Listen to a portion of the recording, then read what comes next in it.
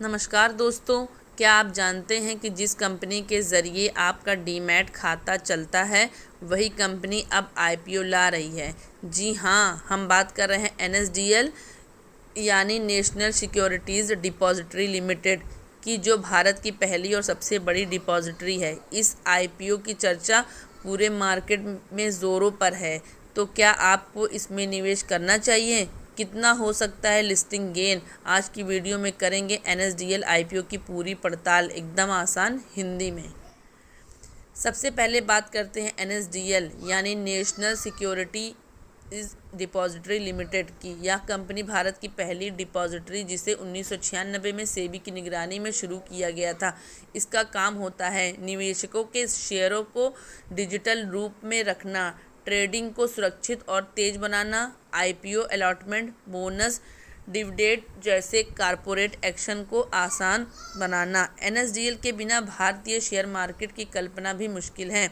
आज एनएसडीएल के पास करीब 3 करोड़ से ज़्यादा एक्टिव डीमैट अकाउंट्स और यह 350 लाख करोड़ से ज़्यादा की एसेट को संभालती है। अब आते हैं सबसे इम्पॉर्टेंट पॉइंट पर, एनएसडीएल आईपीओ के डिटेल पर। इस आईपीओ में केवल पुरानी हिस्सेदारी बेची जाएगी, यानी कंपनी को सीधे कोई नया पैसा नहीं मिलेगा। यह पूरी तरह से ऑफ्स है। शेयर होल्डिंग स्ट्रक्चर और प्रमोट्स। एनएसडीएल में कई बड़ी संस्थाएं हिस्सेदार हैं, जैसे कि IDBI bank, national stock exchange, union bank of India, SBI, HDFC bank और कई म्यूचुअल फंड्स व फॉरेन इन्वेस्टर्स। एनएससी अब अपनी हिस्सेदारी बेचने जा रही है इस आईपीओ के ज़रिए। मतलब यह एक एंकर बैक्ड आईपीओ होगा जिसमें पहले से मजबूत निवेशक जुड़ चुके हैं।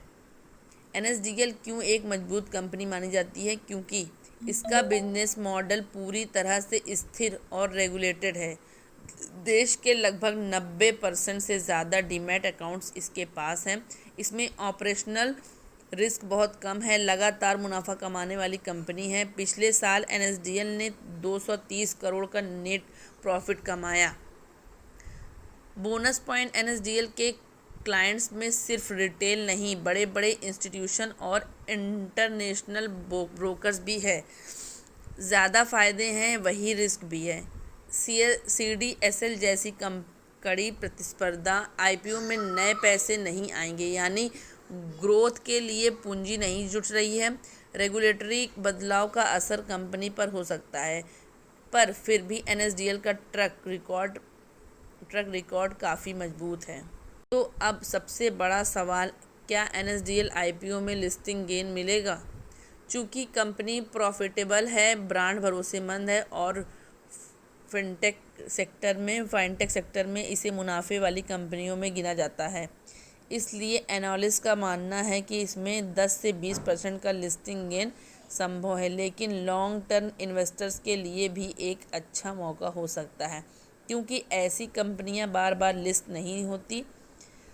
अगर आप एक सेफ और स्टेबल आईपीओ ढूंढ रहे हैं जहां रिस्क कम हो और ग्रोथ की संभावना हो, तो एनएसडीएल आईपीओ आपके लिए एक अच्छा विकल्प हो सकता है। ध्यान दें, फाइनल निर्णय से पहले रेड हेरिंग प्रोस्पेक्टस ज़रूर पढ़ें और अपने वित्तीय सलाहकार से सलाह लें। तो दोस्तों, ये थी पूरी जानकारी एनएसडीएल आईपीओ के बारे में। आपको ये आईपीओ कैसा लगा? क्या आप इसमें निवेश करने की सोच रहे हैं? कमेंट करके ज़रूर बताएं। वीडियो अच्छा लगे तो लाइक ज़रूर करें, सब्सक्राइब करें और शेयर करें अपने दोस्त और परिवार के साथ। मिलते हैं अगले वीडियो में, तब तक